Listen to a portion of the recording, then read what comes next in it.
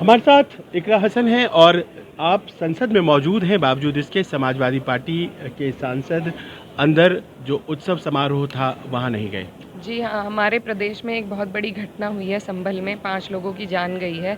तो जो संविधान हमें विरोध का अधिकार देता है, उस अधिकार का पालन करते हुए कुछ लोगों ने वहाँ पर अपना विरोध दर्ज कराना चाहा था, लेकिन सीधे-सीधे गोली मारकर उनकी हत्या कर दी गई। तो उसके विरोध में हम संविधान का सबसे ज़्यादा सम्मान करते हैं, पालन करते हैं, लेकिन जो केंद्र में सरकार है, उन्हीं लोगों की सरकार राज्य में है, और जिस तरीके से वो संविधान की धज्जियाँ उड़ा रहे हैं, उनके साथ हमें खड़ा होना इस पावन दिन पर उचित नहीं तो लगा। क्या ये बताने की आप लोग कोशिश कर रहे थे कि संविधान दरअसल खतरे में है और इसी कारण से आप एक स्टेटमेंट दे रहे हैं अपनी एब्सेंस के जरिए? जी, आप समझ सकते हैं, वो भी हो सकता है, लेकिन मन बहुत दुखी है हमारा, और हमें नहीं उचित लगा कि जहाँ ऐसी घटना हो रही है उस दिन इस तरीके से यहाँ पर हम उसी सरकार के साथ एक साथ खड़े होते नज़र आएँ। देखिए, संभल में आपकी पार्टी का डेलीगेशन जाना था, लेकिन वहाँ एडमिनिस्ट्रेशन के द्वारा ये कह दिया गया है 30 तारीख तक जो हालात हैं वहाँ के वो दुरुस्त नहीं है, उसके बाद ही कोई डेलीगेशन या नेतागण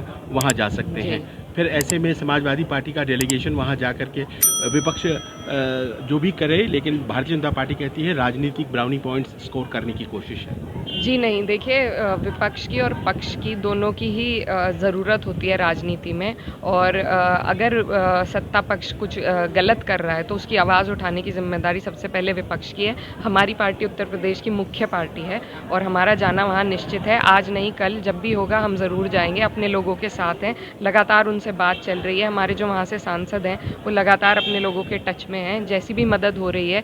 कल हमने नोटिस डाला था, कल भी सदन स्थगित कर दिया गया। कल हम दोबारा नोटिस डालेंगे और हम इस मुद्दे को इतनी आसानी से नहीं छोड़ेंगे। हम इसको पूरी तरीके से उठाने का सदन में काम आखिरी करेंगे। प्रश्न, कोर्ट के हुक्म की तामील हो रही थी हुँ। जिस दिन ये संभल में घटना घटी, आपके पास भी जानकारियां पहुंची होंगी, कौन लोग थे जो कोर्ट के हुक्म की तामील नहीं होने दे रहे? देखिए, कोर्ट के हुक्म की तामीर से किसी को दिक्कत नहीं है। कोर्ट का हुक्म था, एक बार सर्वे हो चुका था।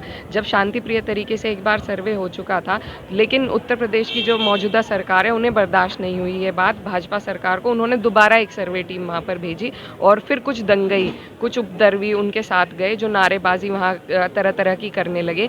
तो ये प्रशासन ने क्यों उन पर रोक नहीं लगाई? वो जो लोग हैं उन पर क्यों एफआईआर नहीं है जो उस वक़्त वहाँ गए थे सर्वे टीम के साथ नारेबाजी करते हुए? उसके विरोध में कुछ लोग वहाँ पर ऐसे गंभीर विषय में, तो प्रशासन को ही सचेत रहना चाहिए था कि कोई इस तरह के लोग उनके साथ ना जाए, क्योंकि देखिए धार्मिक विषय है, इमोशनल विषय होता है हर समुदाय के लिए। तो ऐसे में नारेबाजी करके दूसरे को चिढ़ाना ये उचित नहीं है। पत्थरबाजी? पत्थरबाजी बहाना लिया गया है पत्थरबाजी का।